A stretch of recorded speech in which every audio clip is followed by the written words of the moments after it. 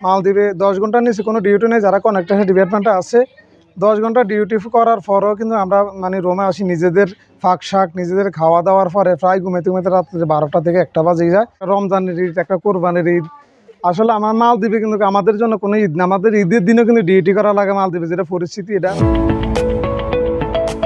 বিসমিল্লাহির রহমানির রহিম। প্রিয় বন্ধুরা, আসসালামু আলাইকুম। আমি সোহাগ, সবাইকে স্বাগতম জানাচ্ছি। আজকে আমরা এমন এক ভাইয়ের সাথে কথা বলবো, যিনি দীর্ঘদিন প্রবাসে অতি কষ্টে মাথার ঘাম পায়ে ফেলে শুধুমাত্র প্রিয়জন পরিবারের জন্য পরিশ্রম করে গেছেন। সেই পরিশ্রম, তার কি কি ত্যাগ আর কি কি অর্জন, সেই সব নিয়ে আজ আমরা কথা বলবো। চলুন কথা না বাড়িয়ে ভাইয়ের কাছ থেকে বিস্তারিত জেনে নেই। আসসালামু আলাইকুম, আমি মোহাম্মদ আবু তাহের মিয়াজি। আমার গ্রাম হলো নাসিরপুর মিয়াজি ভাই। আমি একজন মালদ্বীপ প্রবাসী। তো আমি মালদ্বীপ প্রবাসে আসলে 2010 সালে মালদ্বীপে গেছিলাম একজন দালালের মাধ্যমে, আমার কাছের লোকে, আমার ভাই। তো যাওয়ার পর আমি কন্ট্রাকশন ডিপার্টমেন্টে যাই। আমি আসলে একজন মেশনের কাজ করতাম। ওই সময় আমরা কিন্তু মালদ্বীপে অনেক পরিশ্রম করছি। ওই সময় কিন্তু আমাদের ঠিকমতো আমরা বেতন পাইতাম না, টাকা পয়সা অনেক মাইর খেয়েছি। খাওয়ার মাধ্যমে আমি কিন্তু মালদ্বীপ থেকে প্রায় 3বার চলে আসা লাগছে, কারণ আসার পরে মালদ্বীপে কাগজপত্র ঠিকমতো পাওয়া যায় না। এটা আমরা অনেকে জানি, আবার অনেকে জানেন, আপনারা হয়তো জানেন বর্তমানে, কারণ মালদ্বীপে আসলে কাগজপত্রটাই বেশি সমস্যা। তো আমি 3বার কিন্তু চলে আসার পর আমাকে ক্যান্সেল করে দেওয়া হয়েছে। পরবর্তীতে আমি 2017-16 সালে যখন মালদ্বীপে যাওয়ার পরে ঠিকই আমার সাথে সে একই অবস্থা হয়েছে, যে আমি একজন দালালের মাধ্যমে গিয়েছিলাম। যাওয়ার পরে 3 বছর পর্যন্ত আমার কোনো কাগজপত্র ওই মালিকে লাগায় নেই, মালিকের আন্ডারে গেছিলাম। পরে 3 বছর পর আমি মালিকের থেকে সরে গেছি, কারণ যেহেতু আমি প্রতিবারে মালদ্বীপে গেছি, যাওয়ার পরে কিন্তু আমার কাগজপত্র থাকে না। তখন এখন কি করা, কিন্তু দেখেন সবসময় তো আর বিদেশে যাওয়া সম্ভব না, কারণ আমাদের কিন্তু অর্থনৈতিকভাবে খুবই আমরা দুর্বল, কারণ দেশের থেকে লোন নিয়ে সুদে টাকা নিয়ে কিন্তু আমরা বিদেশে যাওয়া লাগে। 3বার ঠিক সেভ। কারণ আমি মালদ্বীপে যাওয়ার পরে কিন্তু আমার অনেক টাকা ঋণ হয়েছি। তারপরে আমি একটা জিনিসই বলছি, যে এখানে আমি মালদ্বীপ থেকে অনেক দরা খাইছি, অনেক টাকা আমার মায়ের খেয়েছি, আমাকে দালালে নিয়ে ঠিকমতো কাগজপত্র দিতে পারে নাই। পরবর্তীতে আমি মালিকের থেকে ফলাই যাই, 1 বছর পর্যন্ত ছিলাম। তারপরে ওই দেশে সরকার একটা সুবিধা দিয়েছিল যে কাগজপত্র ঠিক করার মতো। তখন কিন্তু আমার প্রায় বাংলাদেশে আমার 5,50,000 টাকা খরচ হয়েছে আমি এই কাগজপত্রটা করতে। একটা বড় একটা কোম্পানির মাধ্যমে ওইখান থেকে আমি একটা কোটা লইয়া আমার বিষয়টা ঠিক করি 2019 সালে। তখন কিন্তু আমি ফার্স্ট মালদ্বীপ থেকে ছুটিতে দেশে আসি। আমি এর আগে কিন্তু ছুটিতে আসতে পারিনি, কারণ আমি আসার পরে মালিক আমাকে ক্যান্সেল করে দিত। ছুটিতে আসার পরে 2019 সালে যখন আমি ছুটিতে আসি, তো আমার সাথে কন্ট্যাক্ট হয়েছে কোম্পানির সাথে যে আমি বাইরে কাজ করব, এবং কোম্পানিরকে প্রতি মাসে প্রতি বছর আমি একটা কোম্পানির একটা প্রফিট দিতে হবে, যেটা 1 লক্ষ টাকার মতো।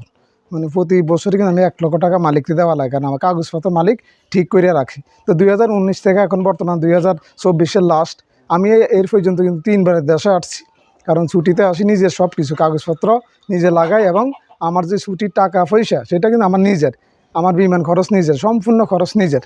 তখন আমি বর্তমানে এখন আলহামদুলিল্লাহ মালদ্বীপে আজকে 14 বছর আমি আছি, 14 বছর যাবৎ আমি কাজ করি মালদ্বীপে। এখন বর্তমানে আলহামদুলিল্লাহ অনেক ভালো আছি। এখন বর্তমানে যেহেতু মালদ্বীপে আমি অনেক বছর আছি, ওইখানে অনেক মানুষের সাথে, ওই দেশের লোকের সাথে আমার একটা রিলেশন তৈরি হয়েছে। ওই দেশের লোকের সাথে আমি কিন্তু কাজ করি এখন আলহামদুলিল্লাহ অনেক ভালো আছি আপনাদের দোয়ায়। তো মালদ্বীপ আসলে আমি সবার উদ্দেশ্যে একটা জিনিসই বলবো, বর্তমান যে মালদ্বীপ যে পরিস্থিতি, এখন মালদ্বীপে যারা যায় তারা কিন্তু সহজে কাগজপত্র করতে পারে না। আর এখন মালদ্বীপে বর্তমানে ওপেন ভিসা যারা যায়, কোনো দালাল যদি আপনাদেরকে বলে যে আপনারা ওপেন ভিসা যাবেন, তবে মালদ্বীপে বর্তমানে কোনো ওপেন ভিসা নাই, ফ্রি ভিসা নাই। এখন বর্তমানে মালদ্বীপে হলে যে কোম্পানির ভিসা, আপনি যাইতে হলে কোম্পানির কাজ করা লাগবে। যদি আপনি কোম্পানির কাজ যদি না করে আপনি বাইকে যান, আপনি যদি ধরা খেলে মালদ্বীপ প্রায় বাংলাদেশের 2 লক্ষ টাকার মতো আপনার জরিমানা হবে। কারণ এটা বাধ্যতামূলক, বর্তমান মালদ্বীপের যে সরকার আছে, এই সরকার কিন্তু এটা নিয়ম করে দিচ্ছে। তো আমি আমার বাংলাদেশি ভাইদেরকে উদ্দেশ্যে একটা কথাই বলবো, আপনারা মালদ্বীপে যাওয়ার আগে কোনো দালালের মাধ্যমে যাবেন না, কারণ দালালরা সংক্রান্ত হয়ে অনেক মানুষ অনেক কিছু হারাইছে। কারণ আমরা আসলে দালালেরও এখানে দোষ নেই, কারণ ওই দেশের সরকার বর্তমানে অনেক খারাপ। সে কিন্তু বাঙালিদের জন্য আগে সে বলছিল যে বাঙালিদের জন্য সে অনেক কিছু করবে, কিন্তু সে আসার পরে কিন্তু বাঙালিদের অবস্থা অনেক খারাপ।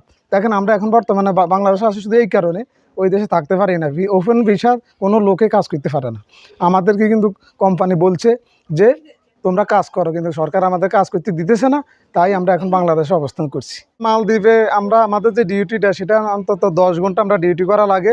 মালদ্বীপে 10 ঘন্টার নিচে কোনো ডিউটি নেই, যারা কন্ট্রাক্টর ডিপার্টমেন্টে আছে 10 ঘন্টা ডিউটি করার পরও কিন্তু আমরা মানে রুমে আসি নিজেদের ফাঁক শাক নিজেদের খাওয়া দাওয়ার পরে প্রায় ঘুমেতে ঘুমেতে রাত্রে 12টা থেকে 1টা বাজে যায়। তারপর আবার সকাল 7টা বাজে আমাদের কিন্তু ডিউটি স্টার্ট। আসলে আসলে যারা মালদ্বীপে আমরা আছি আমরা আসলে বেশি ভালো নাই। তারপরে একমাত্র পরিবারের কারণে কিন্তু আমরা মালদ্বীপে অবস্থান করতেছি, কারণ পরিবারের দিকে চাইলে আসলে পরিবারের চাহিদা কিন্তু আমরা পূরণ করতে পারি না। কারণ পরিবার যা আছে আমরা হয়তো তা দিতে পারি না, কারণ একজন প্রবাসীর দুঃখ একজন প্রবাসীই বুঝে। তো আমি সকল প্রবাসীদের উদ্দেশ্য এবং পরিবারের উদ্দেশ্যে একটা কথাই বলবো, প্রবাসীদেরকে কোনো চাপ না দেওয়ার জন্য, কারণ প্রবাসীরা আসলে হিসাব সইতে পারে না, কাউকে কাছে বলতেও পারে না। তো যাই হোক, আসলে আমরা অনেক কষ্টে আছি মালদ্বীপে বর্তমানে, বেশি পরিস্থিতি ভালো না। বছর শেষে যে একটা ঈদ আসে, একটা রমজানের ঈদ, একটা কোরবানির ঈদ, আসলে আমার মালদ্বীপে কিন্তু আমাদের জন্য কোনো ঈদ না। আমাদের ঈদের দিনও কিন্তু ডিউটি করা লাগে মালদ্বীপে, যেটা পরিস্থিতি এটা সবাই জানে যারা মালদ্বীপে আছে।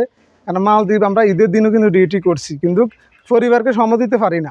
দেখেন ওই দিকে কিন্তু একদিন আগে ঈদ হয়, ঈদ হওয়ার পরেও কিন্তু আমরা পরিবারকে সময় দিতে পারি না। বাট ঈদের পরের দিন কিন্তু আমরা কাজ করা লাগে, বাংলাদেশে ঈদ আমরা কিন্তু পরিবারকে সময় দিতে পারি না। ওই সময় আসলে আমাদেরকে অনেক খারাপ লাগে, কারণ একটা ঈদের দিন আমরা একটু পরিবারকে সময় দিব, সেই সময়টা কিন্তু আমাদের নাই, আমাদেরকে দেয় না কোম্পানি। তারপরেও কিন্তু আমরা অনেক কষ্টে এই মালদ্বীপে প্রবাসে এখন বর্তমানে আছি। তবে আমার যেহেতু 14 বছর পর আমি এখন মোটামুটি ভাষা বুঝি, আলহামদুলিল্লাহ এখন মোটামুটি আমার একটা ইনকাম আছে।